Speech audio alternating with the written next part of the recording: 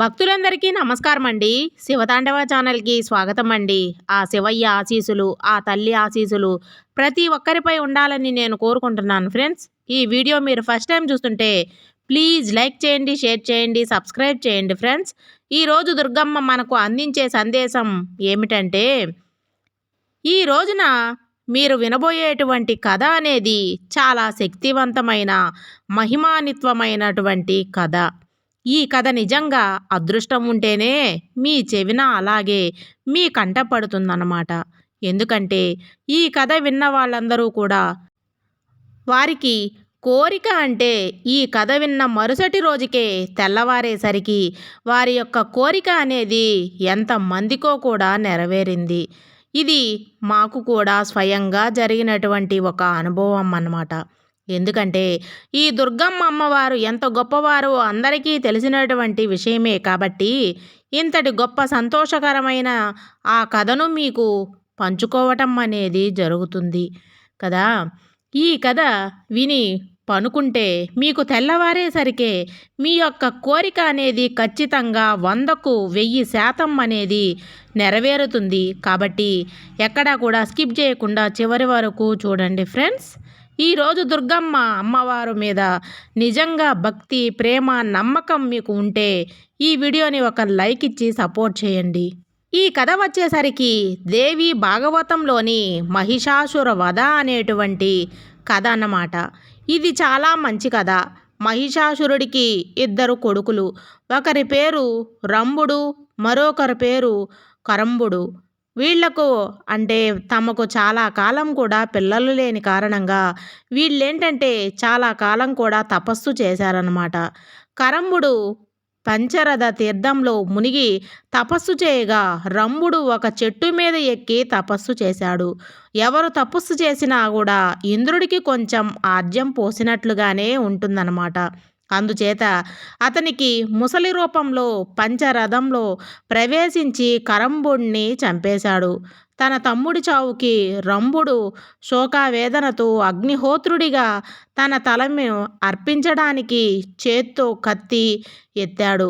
అప్పుడు అగ్ని ప్రత్యక్షమయ్యి, ఎందుకు ఆత్మహత్య చేసుకుంటున్నావు? దానివల్ల ఏం లాభము? నీ తపస్సు చూసి నేను చాలా సంతోషించాను. నీకు ఏం వరం కావాలో కోరుకో.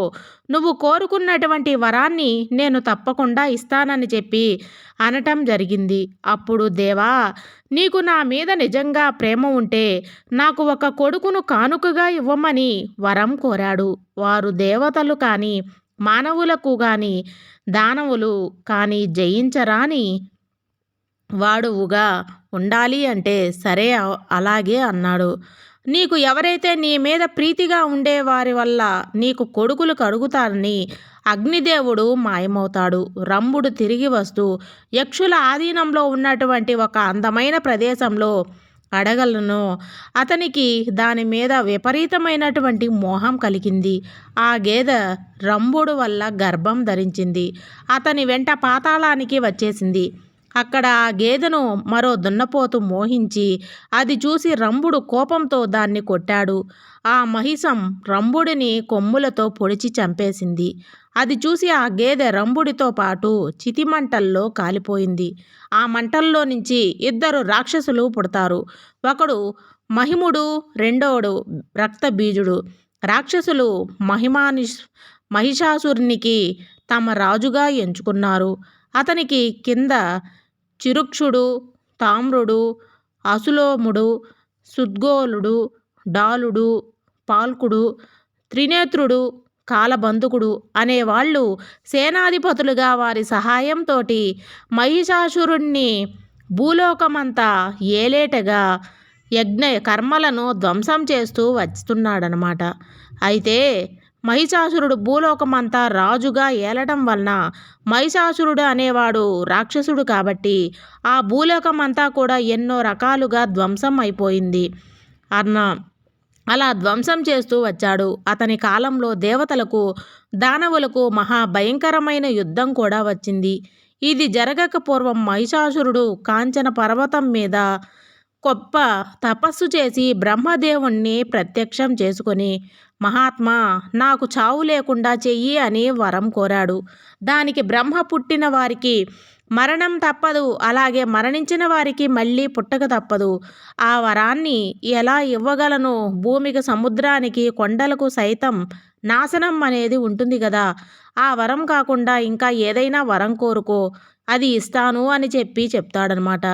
అప్పుడు మహిషాసురుడు, ఆడది ఎలాగో నన్ను చంపలేదు కనుక దేవతల్లో కానీ, దానవుల్లో కానీ, మానవుల్లో కానీ ఏ పురుషుడి చేత కానీ నాకు చావు లేకుండా అనుగ్రహించు అని బ్రహ్మను కోరాడు. నీకు ఎప్పటికైనా సరే ఒక స్త్రీ వల్లే చావు వస్తుంది అని బ్రహ్మ అక్కడి నుంచి వెళ్ళిపోతాడు. ఈ వరం పొంది ఉన్నటువంటి మహిషాసురుడు స్వర్గాన్ని ఆశ్రమించినటువంటి ఉద్దేశంతోటి ఒక సేవకుడిని పిలిచి, ఇంద్రుడు నాతో యుద్ధమే చేశాడో లేదా నాకు వరమే ఇస్తాడో స్పష్టంగా కనుక్కోమని పంపిస్తాడు. మహిషాసురుడి దూత స్వర్గానికి వెళ్ళి ఇంద్రుణ్ణి చూసి, దేవా, నేను మహిషాసురుడి దూతను. ఆయన పంపగా నేను వచ్చాను. నిన్ను ఒక విషయం అడగాలని వచ్చాను. నిన్ను లేనిపోని అతిశయాలకు పోగా నీ నగరాన్ని మహిషాసురుడిగా వశం చేసి ఆయన సేవకుడిగా ఉంటావా, లేదా ఆయనతో యుద్ధానికి దిగుతావా? ఏదో ఒకటి నిర్ణయం చేసుకోమని చెప్పు అంటాడు. ఓరి మందకురా, నీ యజమానికి అంత కళ్ళు నెత్తికెక్కాయా? నా ఎదుటికే వచ్చి నాతో అలా మాట్లాడుతావా? వాడి సంగతి నేను చూస్తాను. దూతను కనుక బ్రతికిపోయావు. నువ్వు తిరిగి వెళ్ళి నేను చెప్పానని చెప్పు. ఒరే దున్నపోతా, యుద్ధంలో నన్ను జయించాలన్నటువంటి ఆశ అనేది నీకు పుట్టిందా? గడ్డి తెగమేసి ఒళ్ళంతా కూడా కొవ్వెక్కి ఉన్నావు. నువ్వు దున్నపోతు రూపంగానే నాకు తెలుసు. కొమ్ములతో విరిచి ధనస్సు చేసుకుంటాను. ఏమనుకుంటున్నావో ఏంటో అని చెప్పేసి కోపంగా ఇంద్రుడు అంటాడు. దూత మహిషాసురుడి దగ్గరకు వెళ్ళి, ఇంద్రుడు నిన్ను లెక్క చేయకుండా అవేవో మాటలు మాట్లాడాడు. నాకు చాలా భయంగా ఉంది. నీకు తృప్తి కలగడానికి అబద్ధం నేను చెప్పలేను అంటూ ఇంద్రుడు చెప్పినటువంటి సందేశాన్ని అలాగే ఆ దూత చెప్పేస్తాడు. మహిషాసురుడికి పట్టరాని కోపం వచ్చింది. అతను తోక జాడించి ఎర్రని కళ్ళు తిప్పుకుంటూ ఇంద్రుణ్ణి చంపాలని వద్ద వాడెంత, వాడి ప్రతాపం ఎంత, వాడి ప్రతాపం ముక్కు మూసుకొని తపస్సు చేసుకునే వాళ్ళ దగ్గర చూపించాలి కదా.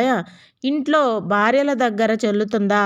అంతేగాని నా దగ్గర యుద్ధం చేయమంటే అప్సరసలు పంపి తపోభంగం చేయాలనుకుంటున్నాడా?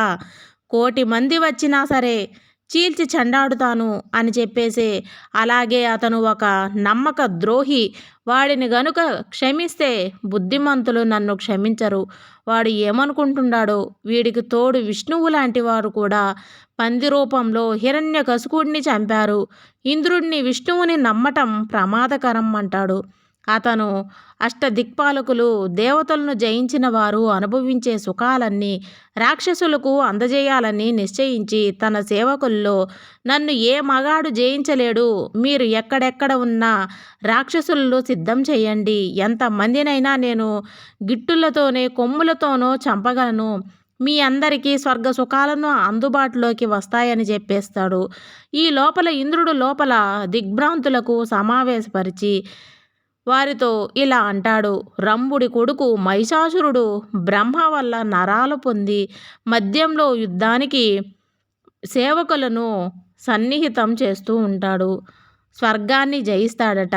మహిషాసురుడికి సేవకుడిగా ఉంటాడో యుద్ధమే చేస్తాడో తేల్చుకోమని వాడి దూత వచ్చి చెప్పి వెళ్ళాడు. అందుచేతే మనం ఏం చేయాలో తేల్చండి. శత్రువుల బలవంతుడైనా క్షమించరాదు. జయాలు అపజయాలు దైవదీనమే అయినా ప్రయత్నం మానవకూడదు. కానీ స్పంది చేయుట మంచిదే. కానీ ఇలాంటి దుర్మార్గుడితో సంధి చేయడం ప్రమాదకరమే. పురోహితుడిని మహిషాసురుని అంతులేని సేవలతో తన మీదకు యుద్ధానికి వస్తున్నాడు. ఏంటి ఉపాయము అని అడుగుతాడు. ఇంద్రుడి కంగారు చూసి బృహస్పతి అపాయం ఎదురైనప్పుడు ధైర్యం విడిచిపెట్టకూడదు. ఏది అవ్వాలో అదే అవుతుంది. అపాయ శక్తులు, సాయ శక్తులు ప్రయత్నం చేస్తేనే. అందుకే కదా మహర్షులు మోక్షం కోసం తపస్సు చేస్తారు. అచ్చంగా దేవుణ్ణే నమ్ముకుంటే మన పని జరగదు. మన వంతు మనం ప్రయత్నం చేయాలి. ఫలితం కలగకపోతే అది దైవీకం అంటారు. దుర్గమ్మ మన కోసం అందించే సందేశం సర్వేజన సుఖినో భవంతు.